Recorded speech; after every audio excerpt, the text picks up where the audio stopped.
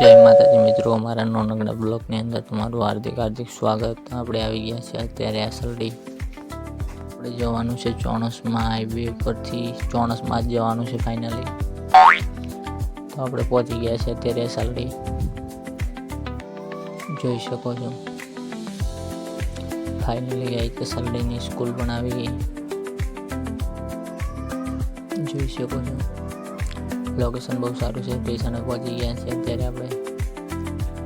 तो finally station पण गयुं, पहुंची गया। हवे आपणे रोडानुं लोकेशन कंईक आवुं छे, छने जोरदार। तो फाइनली आपणे पहुंची गया है ચોણસમાં हाईवे पर। आ रीतथी सीधा जोई शको छो, बिल्डिंग पण पड़ी है। अरे भाई जीसीबी पण खूब बधा पड्या छे। फाइनली आपणे आगळ निकળી ગયા છીએ અત્યારે ચોણસમાં જવા માટે। लोकेशन जोरदार है।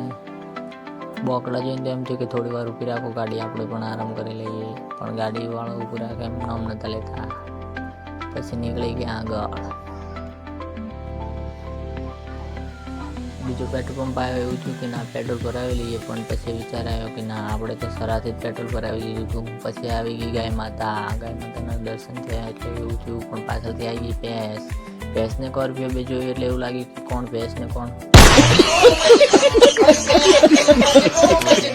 ने पूछ्युं कि आ केटली भैंसो ने केटली गायो छे। एमणे कीधुं कि 100 गायो ने 100 भैंसो छे। पछी निकળી ગયા આપણે આગળ।